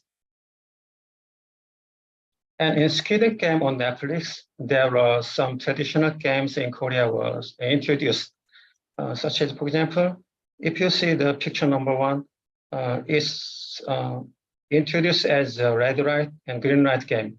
But actually, we not say red light, green light in Korea. We have another sentence. But anyway, this play is main player can catch the moving person when he or she turns back after saying some sentence. And next to the second picture. Maybe I'm sure this game is almost the country have the same. It's a tug of war. It's pulling a load by each team to their area. Okay, next. And third one is already introduced so many times, so this one no need to explain anymore. And last one, this is a Squid Game by the title. This one, if I explain in short, there's a team 1 and team 2. Team 1 is situated in outside, team 2 is situated inside. And team 1 outside line is for attack with one leg standing. And team 2 inside the line is for guarding with 2 legs standing. Once team 1 occupies the circle, which means skid head, they win. Okay, next, please. And these days, it is very difficult to watch children who play the traditional game. Why? Next, please. I think, in my opinion, I provide some reason. And first, I think in Korea, especially in Korea, there's a housing unit tend to be higher. It means when I was young, there's normally house is 1 story or 2 story in a row. So it is very familiar to the neighborhood, each other. So it's kind of gotong royong in Indonesia, something like that. But nowadays, especially no more in Korea. But nowadays, almost 70%, 80% is resident is staying in apartment. So I think, in my opinion, in people, there is something like horizontal relationship. But nowadays, apartment is vertical. So relationship is vertical. There's a rebel. You know what? By law, we have to set up kind of playground for children in each apartment, but almost nobody play there. And in brand, like smartphone has a brand such as Samsung, iPhone, or Oppo, something like that. In Korea, we have the apartment also has its own brand. So let's say some children live in Samsung apartment and some children stay in, let's say, Nokia apartment. If some children from Nokia apartment cannot come inside to the Samsung apartment, the children ground. It's very funny thing. Okay, next, please. And secondly is, I think, too many cars on the lane nowadays. Previously, when I was a child, it's very difficult to occur in a day. So normally the children spread some play or study outside. It's better in general. But nowadays, street is occupied by cars. Not only cars, nowadays, food delivery is very famous. So many motorbikes, so it's very dangerous. So no children is play outside anymore. Next, please. And third thing, I think previously we have more than one child, so we have a sister or brother. But nowadays there's only one child. So people normally parents educate by themselves to their children to how to admire to the elder person, to teacher, something like that. But nowadays, there's no education, something like this. So, every children also has a smartphone their own. So if a teacher they think by their side, something wrong, they record and then report to police directly. And even there's so many restaurants, and if some restaurant, so many kids or children, they play around, so it interrupts to some people's eating. So many, now there is a no kid zone in restaurant. So it's an issue, pro and cons in Korea nowadays. Okay, next. So if this kind of situation, if so, further, I think future generations just find out the traditional games at the museum, what they can know in the internet. Next, please. If the child can play the traditional games on online basis, at least traditional games can keep going because they play online game alone instead of playing game together outdoor or indoor nowadays. Next, please. Okay, this is the last presentation. So please click on play. Please click. There's a play button on the maybe below the screen.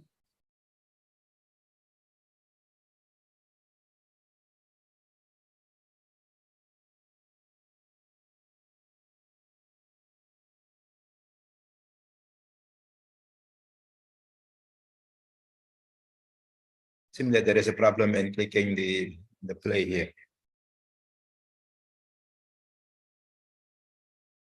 It doesn't work. Can I play from? Yeah, please. Please, you can share screen.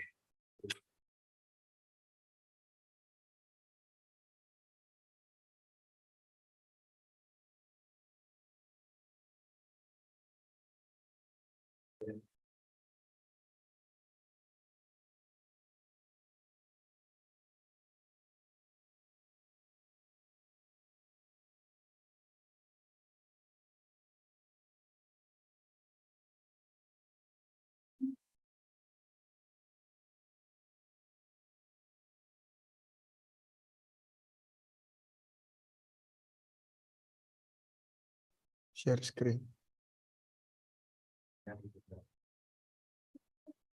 Can you share screen? Mr. Daijung?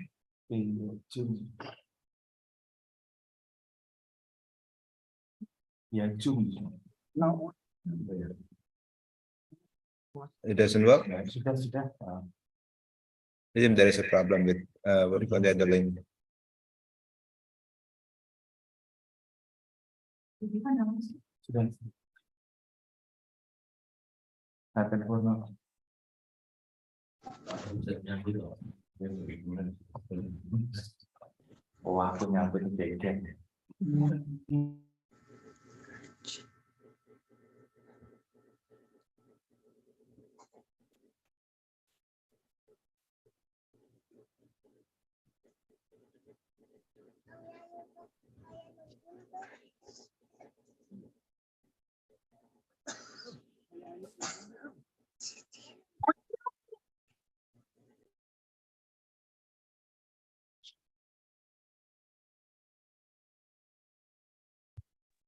Can you watch my PowerPoint? All right, okay. Not yet. Are you still trying to click the link?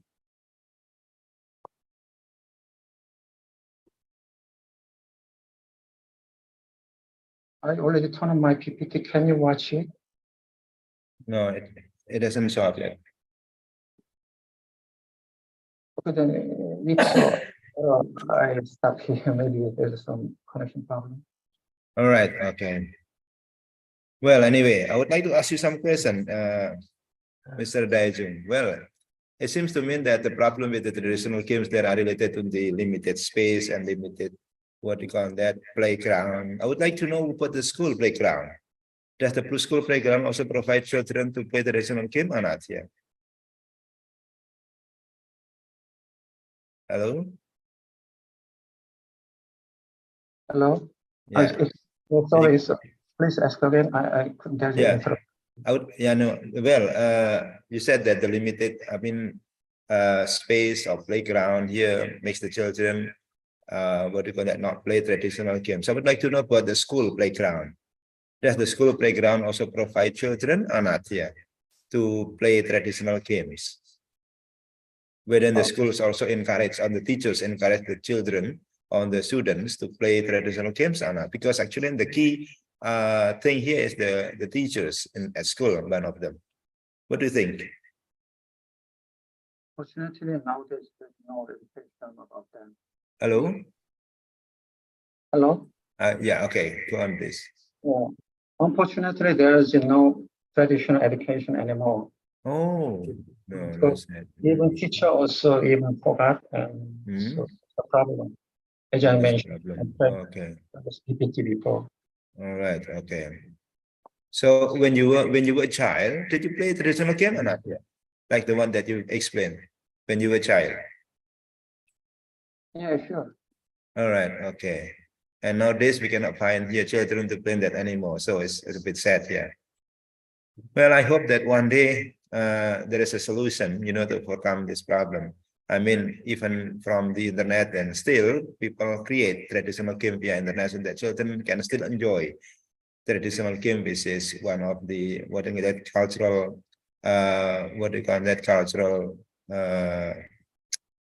welfare of the society of Korean people. All right, thank you very much, Daijung, for your presentation. That was a very interesting presentation as well. They came in South Korea.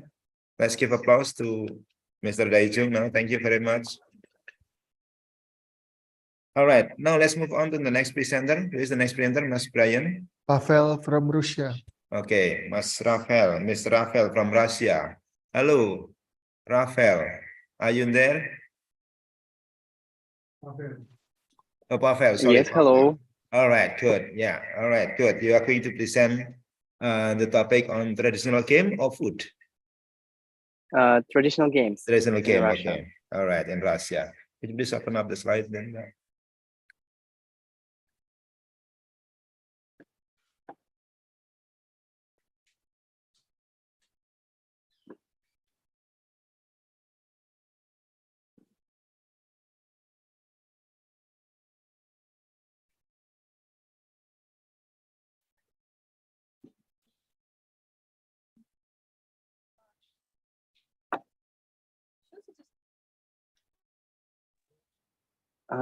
Can you see my screen?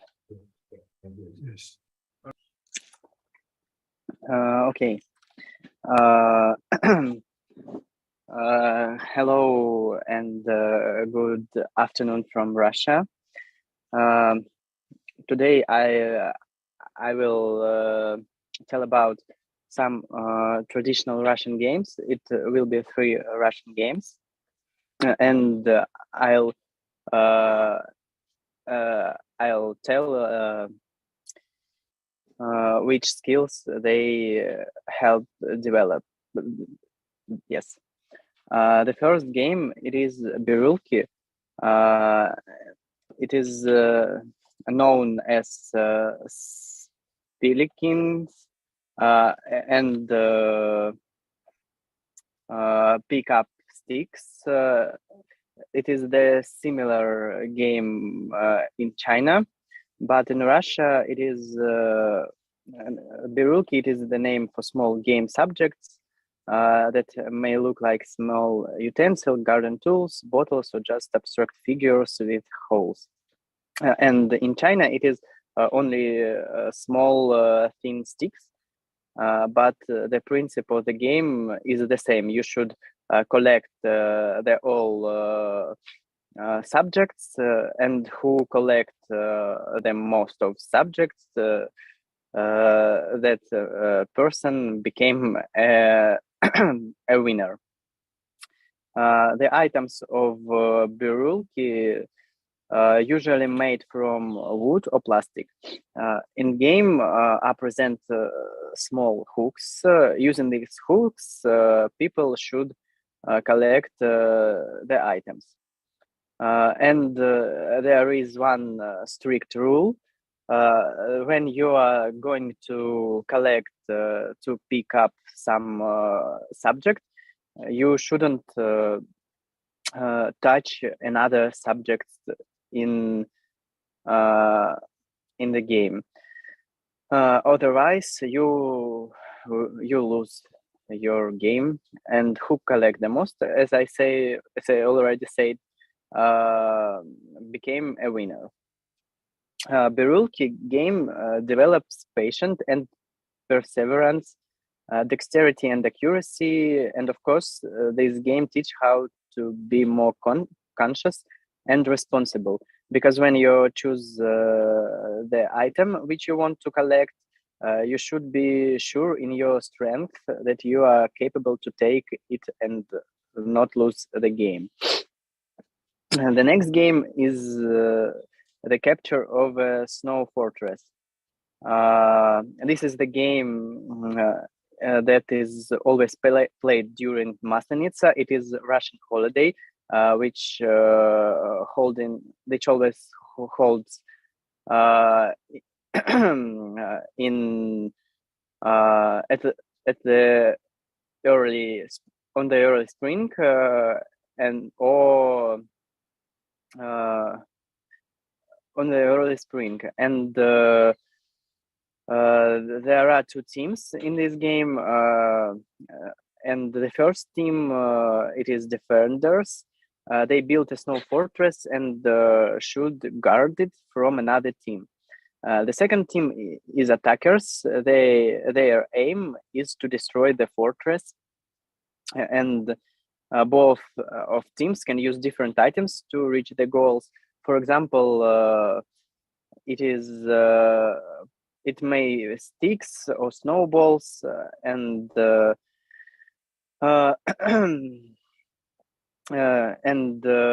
it is very interesting game, and some of Russian artists was inspired by this game and became their paintings and created their paintings. And therefore, the capture of the Snow Fortress, it is funny game, but at the same time very cruel and dangerous. There are a lot of hurts and injuries that people get during the game. And the capture of the Snow Fortress may develop hardy and improve your physical strength. The game also make you to use scanning to wreck or protect the fortress. And the last game, it is Cossacks Bandits, and in Russia it's called as Казаки Разбойники. This is the strategic game. There are two teams that compete for winning.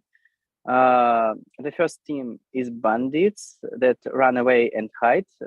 They should lure out all the members of another team and capture their base. The second team is the Cossacks. At the beginning of the game, they create their base fort and think of punishment for bandits. And punishment or torture, it may be tickling, for example. The aim of the Cossacks is to capture the all bandits and guess the right password or secret word that is came up with their opponents. And the Cossacks bandits can develop strategical thinking, cunning, and the skill of acting in difficult situations. Also, this game may develop skills of communication in a command and teach how to be a good part of the command. All right. Okay. Thank you very much. It was very interesting, Pavel. Well, what Pavel presented here can explain that, well, actually climate will determine the kinds of game that we have. In Russia, you have snow, so that there are a lot of games related to snow as well. And for Cossack bandits, is similar to hide and seek. Is that right, Pavel? Similar to that one, the development of hide and seek game, right? Yes, it is similar, but it is more interesting, I think. More interesting. All right. And okay, because I think it is more difficult, because you the rules of game are more difficult, and people shouldn't just hide and seek. And one team should capture another capture team. the bandits, right? All right. Yes. That was very interesting, Pavel. Thank you very much. Thank you very much. Applause then. Okay, we still have 3 presenters, and now we are entering 5-9. What do you think? Should we complete the rest, or we stop now? I'd like to offer to the audience. Nisa, would you like to say something, Nisa? No, sir. All right. Okay. Well, because we have run out of time, it's already 5-9, and actually in the the summer course should end at 5 o'clock. So we exit 9 minutes already, and the dean of the faculty has been here, Dr. Nurhayati. So I think it would be wise if you stop now, and we are going to send the PowerPoints of all participants to all participants as well, so that everyone can know the types of games that can be found across the world. Is that the one, Mas Brian? What do you think, Mas Brian? It's okay, sir. Yeah. Yeah. Okay, please, Mas Brian, could you please continue? What you have to do now to close the ceremony? Yeah. Unfortunately, we cannot like Pavel, Yundejung, Chitra, Akif, Shasya, thank you very much for your cooperation. Unfortunately, there are 3 participants that cannot share the file. And maybe next time, and as Mr. Agus say, we will be sharing the presentation to all of you guys. First of all, thank you everyone for your cooperation during the summer course 2023 presented by Diponegoro University. All in all, the most important value that we can conclude from this year event is how to coexist together, hence the name Unity in Diversity. That is why many cultures from each country have similarity with another one. Rather than seeing the differences that we have, we should focus on our similarities. I also want to inform all of the participants that at this very moment, we have about 40 participants that have joined the discussion today. Thank you very much, everyone, for your cooperation during the meeting. Thank you for your time and attention that you gave to us during our meeting. We hope that all of the participants enjoyed this year event and can obtain new insight or valuable information that could be helpful for your research purposes or something like that. Once again, thank you very much. All the best for you. And I hope that we have the opportunity to see each other again. And peace may be upon you. Ilham, I give the time and place back to you.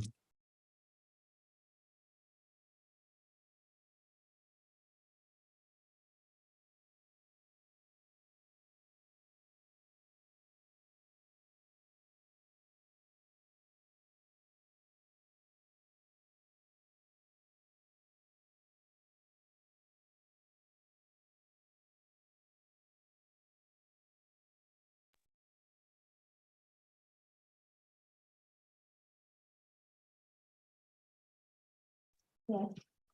All right, thank you, Tian. And okay, before we start our closing ceremony, I want to inform you the best students that we have for this summer course. And we have some names here, and I'm gonna read it. There is Pavel, Russia, Chitra from India, Nisha from India, Dae Jung-yoon from South Korea, Sasha from Pakistan, Priya from India, Indrani from India, Akif from Pakistan, Asma from India. Please give them applause. They are considered as students.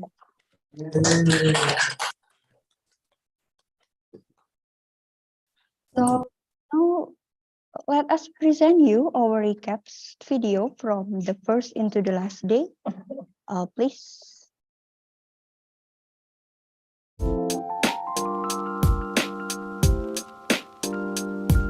It is Universitas Diponegoro or Undip.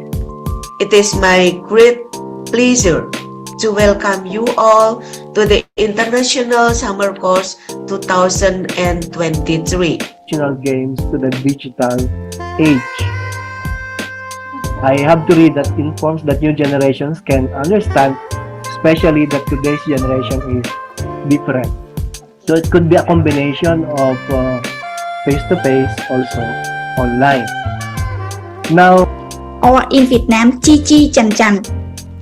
And the third traditional game is Go Bắc Xô Bor and Chơi Keo in Vietnam.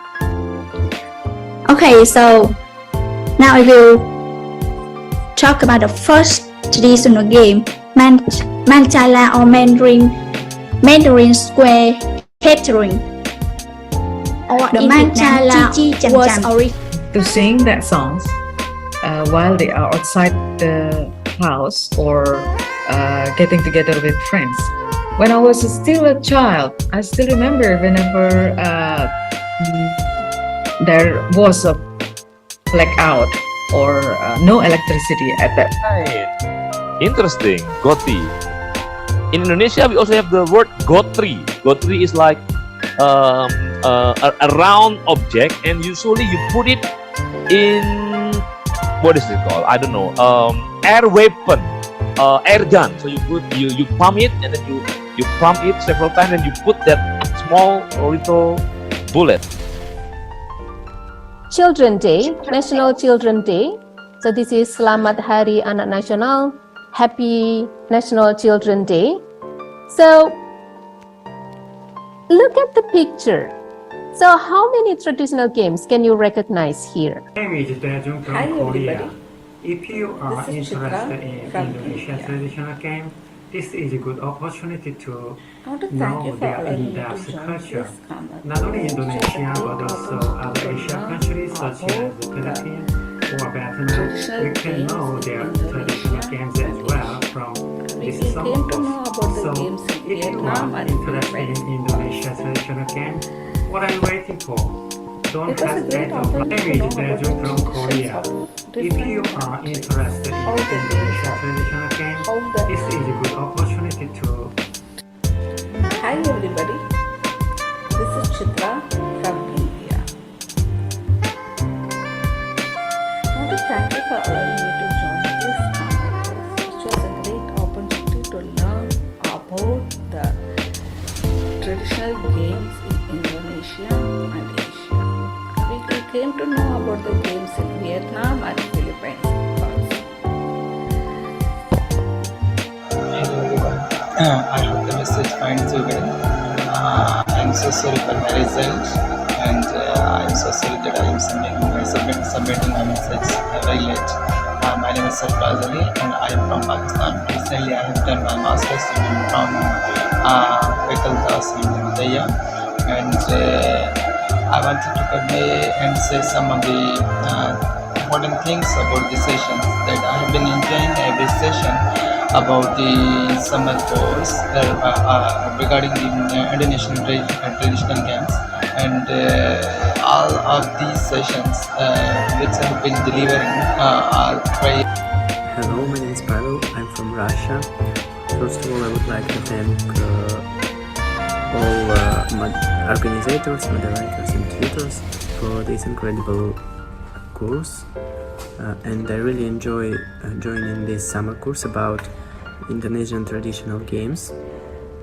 For me, it is a great opportunity to know about some interesting and non-obvious aspects. Hello, Assalamualaikum friends. This is Fazal Hussain from Pakistan, and I want to share some of my experience regarding the summer course, which is arranged by University of Diponegara by Faculty of Humanities. It was really a brilliant experience to join my first ever foreign. Hi, Selamat Sore, saya Nisadai, India. After being a part of this summer course program organized by Diponegoro University, I would like to say that the sessions were quite amazing. Plus, the lecturers were friendly and had vast knowledge about the dog. They are always ready to answer each and every doubt which we had asked. The culture, history, and games were beautifully explained by the professors.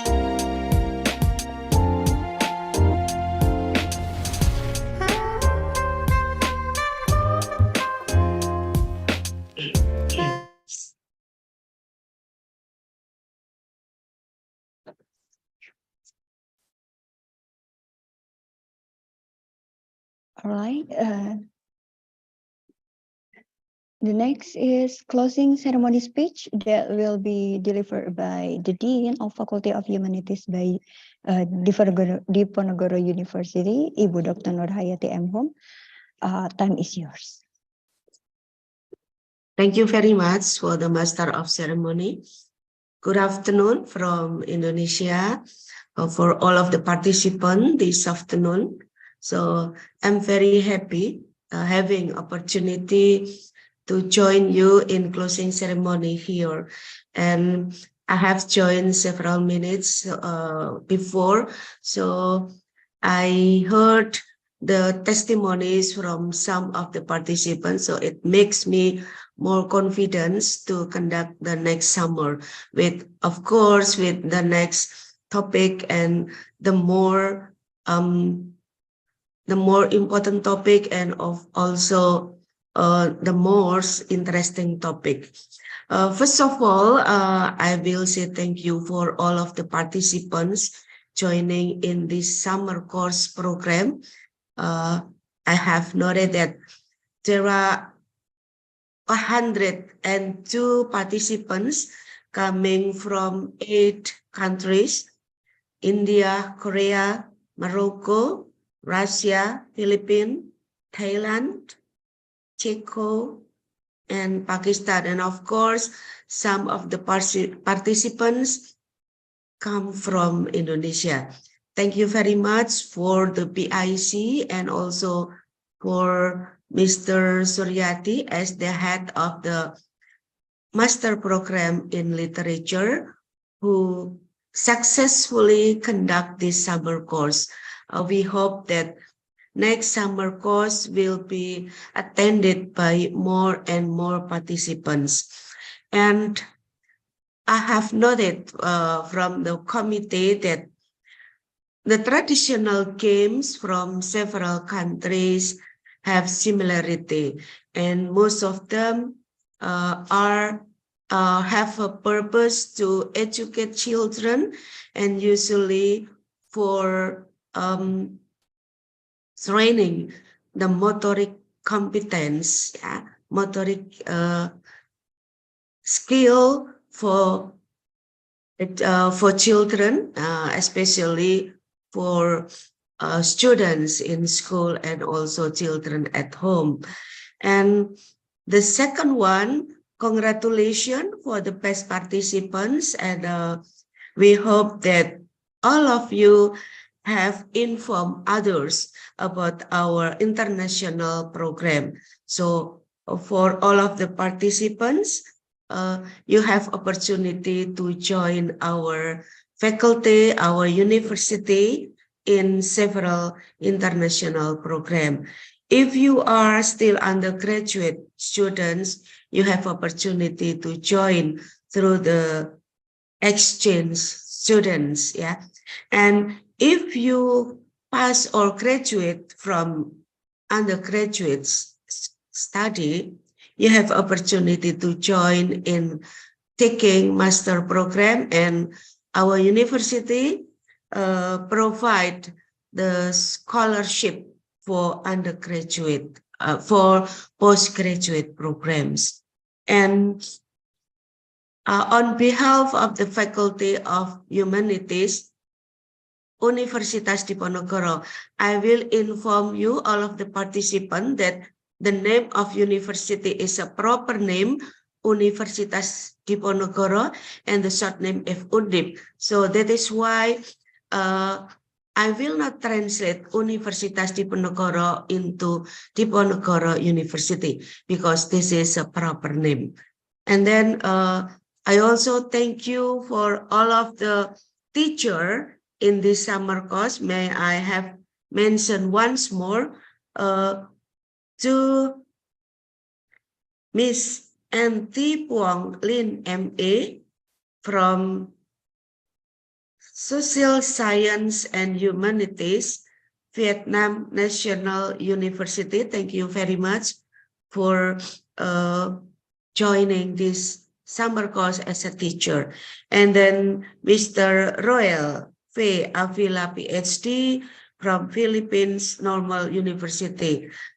You may also invite all of some of our teacher to participate in your international programs. Okay, my best friend, Ibu Dr. Yaning S. Suryaningsih from our faculty, Mas or Pak Arido Laksono M. Hum, and Ibu Eta F. Nurul Hadi, PhD. Both of them are from Faculty of Humanities, Universitas Diponegoro. Thank you very much for all of the committees, all of the participants, and all of you in this summer course, in this screen. And I apologize on behalf of the faculty if during this summer course there is a problem that make you inconvenient. Thank you very much. Wassalamualaikum warahmatullahi wabarakatuh.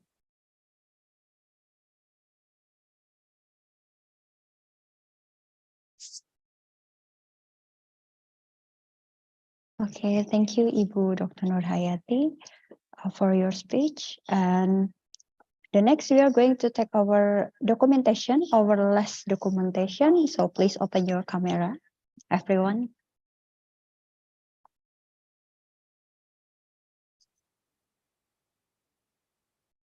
Please, everyone, open your camera. We are going to take our very last documentation.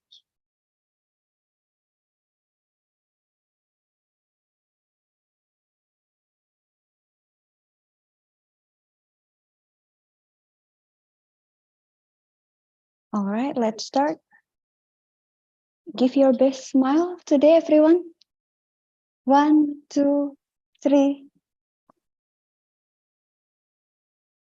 All right, the second one.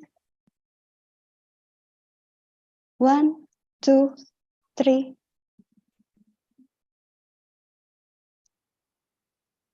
All right, thank you. And so it means our event today already finished. We have done. And thank you for all your participation in the last few days.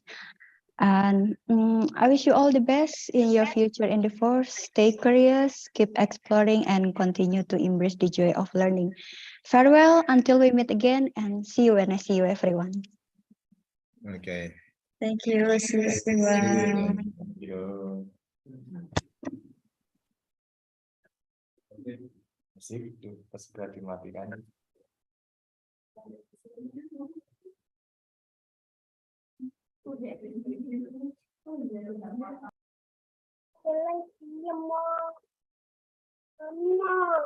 Hmm?